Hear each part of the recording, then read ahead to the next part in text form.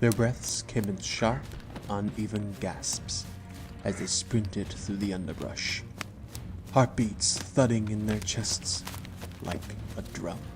Twigs snapped beneath their feet, the forest alive with noise, but neither dared to look back. Sweat stung their eyes, their muscles burning, but fear pushed them on, faster, harder, until the ache in their lungs felt like it might tear them apart. One of them stumbled, and the other yanked them upright, hands slick with panic. Too terrified to speak, the sister whispered through clenched teeth, "Keep running, and don't look back." But then, nothing. The footsteps behind them ceased. A terrible, suffocating silence washed over them, as if the very air had thickened. The darkness around them deepened, the cold seeping into their bones. The only light was the pale glow of the moon, casting long, twisted shadows on the ground. The brother and sister were lost, cold and in agony.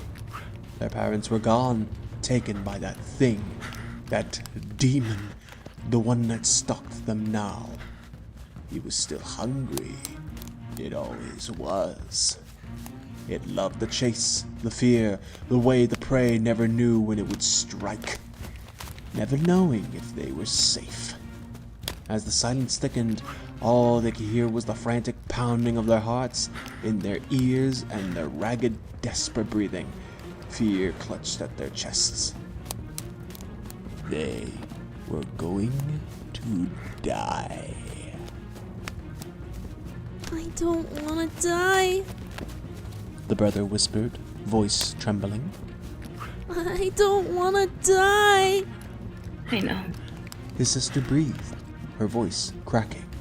I know. She squeezed his hand. We have to get out of here. She whispered, trying to sound brave for him, even as terror clawed at her throat. Okay. He said, barely audible. They moved carefully through the trees, branches tearing at their sleeves, searching for any sign of a way out. But they could feel it behind them, waiting, watching. The silence pressed down like a weight. No wind, no rustle, nothing. So still they could hear their own footsteps and the faint pulse of blood in their ears. Are we almost there? The boy asked, his voice quivering. I don't know. She said softly. But we have to keep trying. All she could think about was getting her brother out alive. And her parents. Why did they come here?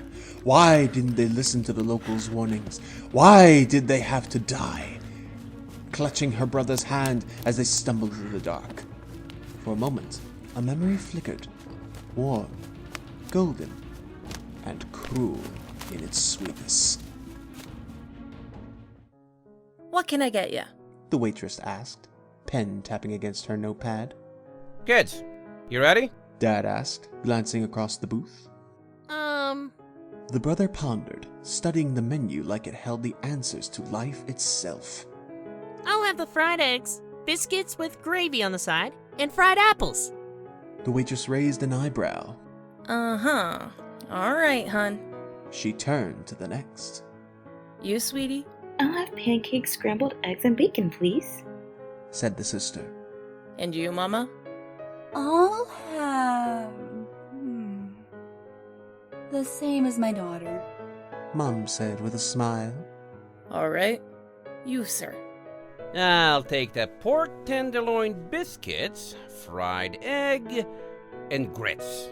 Dad said, rubbing his hands together. Water for the table. Yes. They all said at once. The waitress chuckled. Okay. I'll be right back with your drinks and food. As she walked away, Dad leaned in, his voice full of that easy excitement he always had before an adventure. All right, family. Are you ready for this trail? The memory vanished as quickly as it came, swallowed by the cold air and the endless dark. Now, all that warmth was gone. What was that? The brother gasped, his voice catching in his throat. The sister didn't answer. She didn't have to. That thick, suffocating pressure in the air told her everything. It was close. She swallowed hard and whispered, mostly to herself.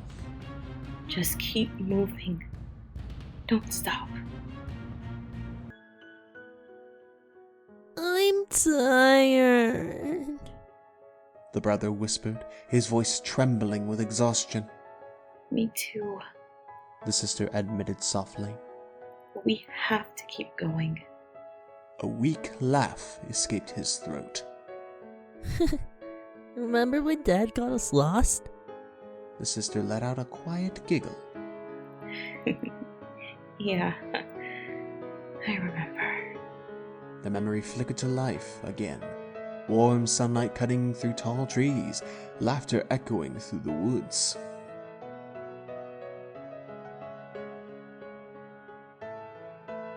Honey, are we almost there?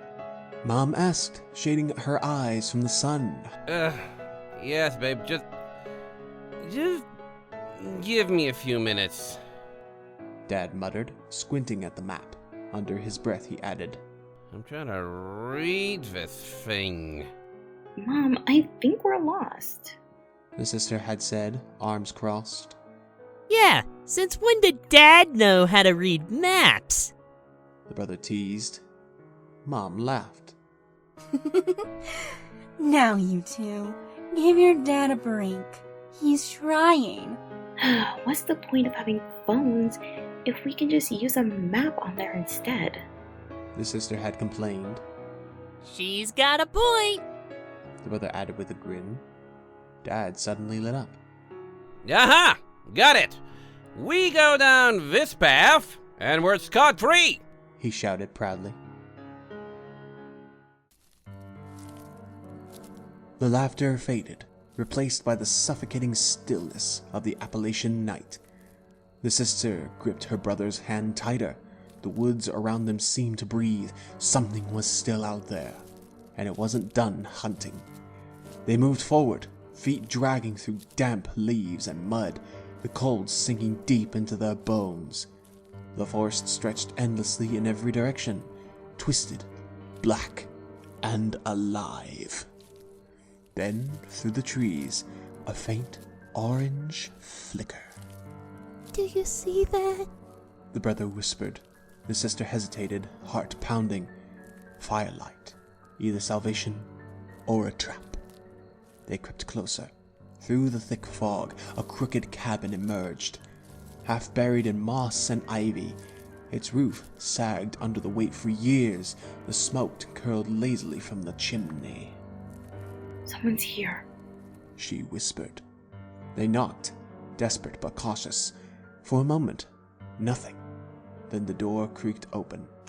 A frail, stooped woman stood in the doorway, her gray hair loose and wild, her eyes bright with something between kindness and warning.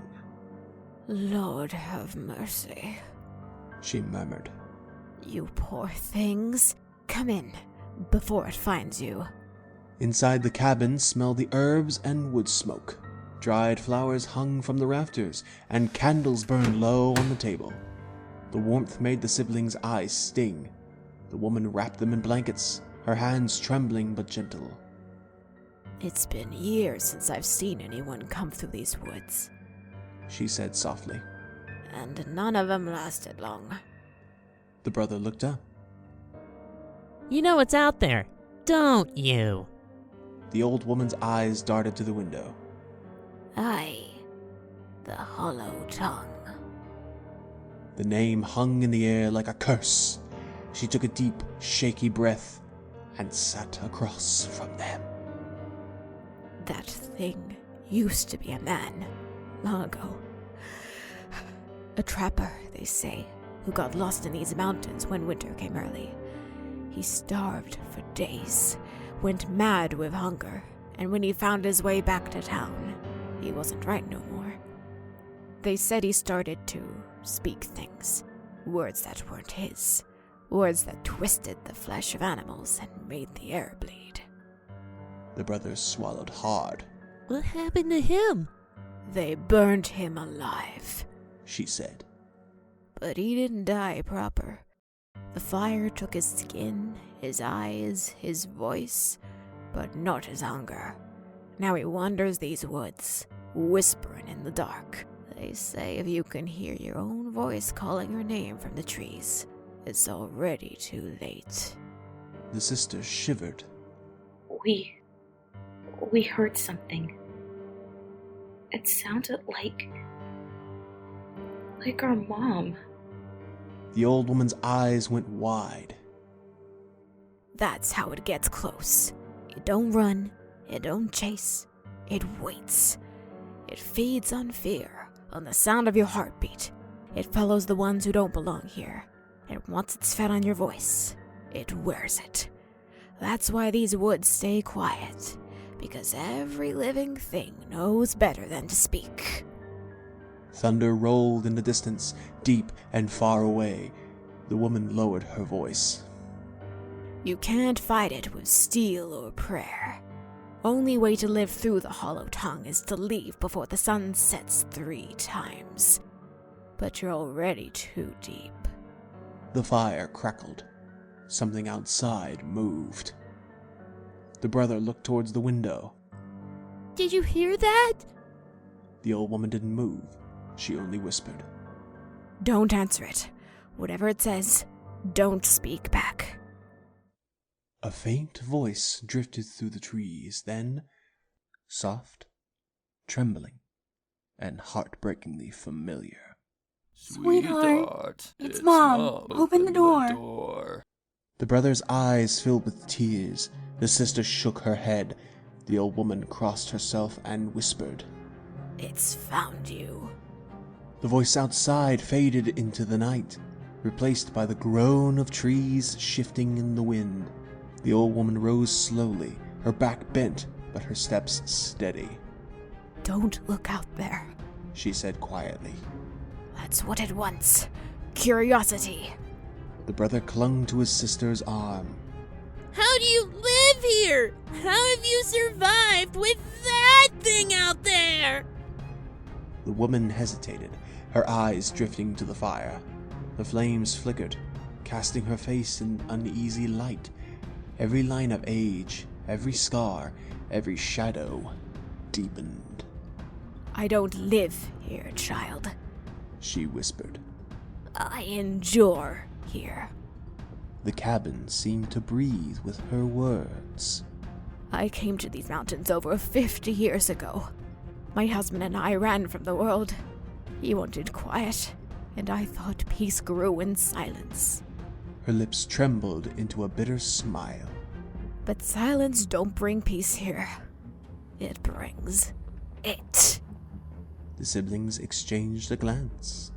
It found us. She continued. The hollow tongue. My husband heard it first. Said he heard me calling from the tree line when I was standing right beside him. Her eyes glistened. He followed the sound. I never saw him again. The brother's voice was small. And it didn't kill you? She gave a hollow laugh. It don't kill what it needs. That thing keeps me alive. It uses me. The sister's voice trembled. Uses you? The old woman nodded. It can't cross the river yonder. Cabin sits just inside the line. It's as far as it can reach, so it feeds through me. It lets me live so long as I keep the fire burning and the woods quiet. Sometimes wanderers come through, the unlucky ones. The siblings stared at her in horror. Tears welled in the woman's eyes. I try to warn them. God help me, I do. But it always finds a way. I can smell the ones who still hope. A gust of wind rattled the shutters. Somewhere outside, something scraped against the wood, slow and deliberate. The old woman turned towards the sound, her expression heavy with resignation. It don't want me tonight. She said softly. It wants you. The brother's breath hitched. Why us? Because your blood still remembers joy. She murmured. That's what it hungers for. The warmth it'll never have again. Then she looked at the sister, her gaze sharp and strange. But there's something different about you, girl. You've heard it, haven't you? Not just your mother's voice, but your own. The sister froze. Her heart felt like it stopped mid-beat. How did you know? The woman gave a sad smile. Because once, it called me too. The firelight dimmed, as if something had drawn the heat from the room. Outside, the wind carried a whisper, soft and low. You can't leave her. She'll die without you. The old woman turned towards the door, tears streaming down her face. Don't listen. That's how it gets in. Once it speaks through someone you love, it never stops. The brother's voice broke. What do we do? The woman looked at them both with weary eyes. You run when I open that door, and don't stop until the trees stop whispering. Don't look back, don't answer, and no matter what you hear, don't speak. She smiled faintly through the trembling candlelight. It already has my voice, but maybe I don't need yours. The old woman's hand trembled as she pushed the door open. The cabin's dim interior stretched before them, lit only by a single swinging lantern that cast long, jittering shadows across the rough wooden walls. And then the siblings saw it. It crouched in the corner, a thing both terrifying and impossible. Its skin was the color of rotting bark, molted with streaks of bruised purple and green. The limbs were unnaturally long, bending at angles that no human bone should allow.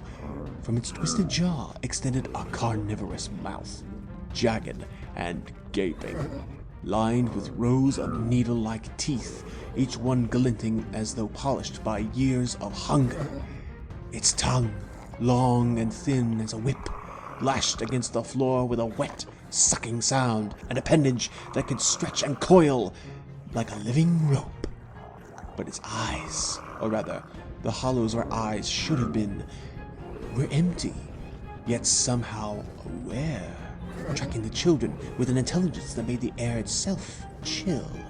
The hollow tongue, as the old woman whispered, had hunted these woods for centuries, feeding on fear before devouring flesh. You can't outrun it. The woman said, her voice low but unwavering. It smells terror. It listens to it. And if it catches your scent, it will never let you go. The creature shifted, and a low, wet gurgle escaped its throat. It began to rise, slowly, each movement deliberate. Horrifyingly human, yet entirely alien. Its tongue shot forward, curling around the children like a living chain, and the siblings stumbled back, their hearts hammering, realizing the stories had only hinted at the true nightmare lurking in the shadows. Before the siblings could catch their breath, the hollow tongue lunged.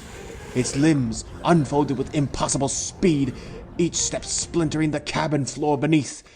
The whip-like tongue lashed out, smashing a chair of kindling and narrowly missing the boy's shoulder. Run! The old woman shouted, shoving a small iron charm with a piece of meat into the girl's hand. It hates iron. It can slow it, but only for moments. Also use the meat as bait. Trust me. The children scrambled through the cabin door, tripping over roots and fallen logs as the forest swallowed them in shadow. The hollow tongue pursued, gliding almost silently over the underbrush. Every snapping branch and rustle of leaves seemed to echo in their ears, as if the woods themselves were warning them. And then there was its tongue, slithering between the trees, wrapping around a tree trunk, snapping it like a twig, or dragging a log into the siblings' path. The girl swung the iron charm wildly, and for a heartbeat, the creature recoiled, letting out a wet, ear-splitting screech. That moment of reprieve was enough for them to dash toward a narrow ravine. The boy's foot caught on a root, sending him tumbling into the dirt, but the girl grabbed his arm, yanking him up just as the hollow tongue's head whipped past, its jaw opening impossibly wide, saliva and shadow flying like a storm. The forest became a blur of twisted trees and choking fog. Every sound, the snapping of a branch, the hiss of its tongue sliding over rock, made their stomachs drop. The hollow tongue was relentless, its empty hollows tracking every heartbeat, every ragged breath. They could hear it gurgling, almost conversational in its hunger, whispering promises of terror in a voice that seemed to crawl inside their skulls. Somehow, the old woman's warning echoed in their minds. It listens to fear. Do not let it know your terror.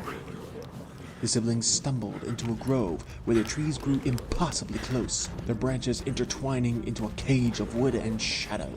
The hollow tongue lunged again, but the iron charm glinted in the moonlight. The creature recoiled, shrieking and thrashing its limbs, before retreating just long enough for the siblings to scramble deeper into the forest, hearts pounding, lungs burning, and the dread of what would come next gnawing at their bones. Breathless and bloodied, the siblings stumbled into a thicket so dense the trees intertwined overhead, forming a shadowy canopy.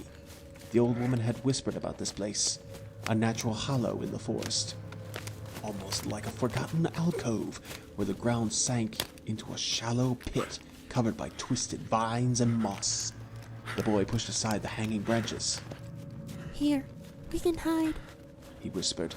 They slipped inside, bodies pressed to the damp earth, hearts hammering so loudly they feared the creature might hear. Outside, the hollow tongue prowled. Its gurgling growls rolled through the forest like waves, its tongue flicking out over the underbrush, testing, tasting, searching. Every scrape of a branch made the siblings flinch, every shadow a threat.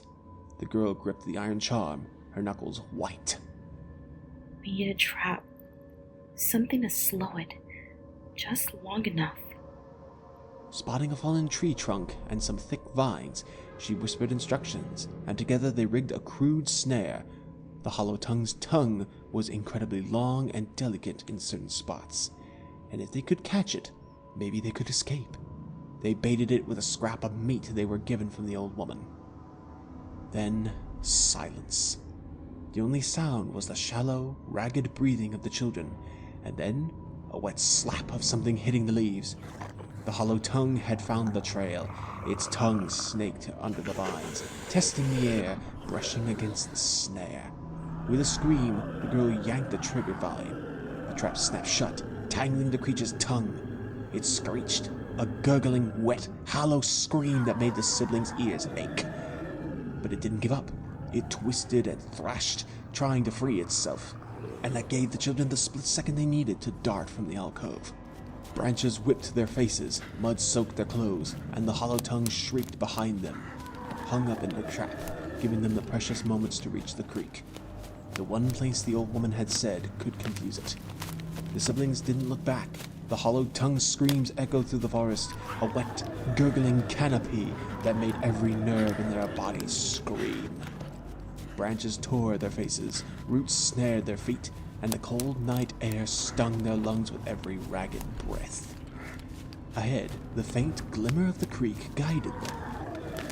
Almost there! The girl gasped, dragging her brother along. The muddy banks made their footing treacherous, but neither slowed. They couldn't afford it. Behind them, the hollow tongue thrashed in the trap they had set.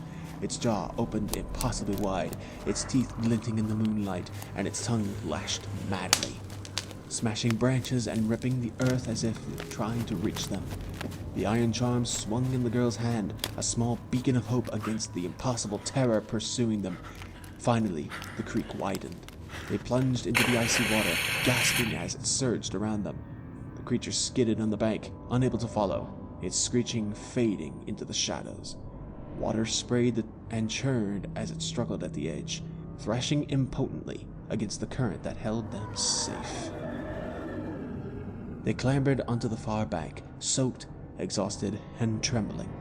Their hearts still pounded in their ears, but the immediate danger had passed. The forest was silent now, save for the distant wet gurgle of the creature retreating into the darkness. The girl looked down at the iron charm, bent and scorched, but still whole. We made it. She whispered. The boy nodded, still scanning the dark trees, every shadow a potential threat. Yeah, but it's still out there. Somewhere, deep in the blackened forest, the hollow tongues gurgling reminded them of one terrifying truth.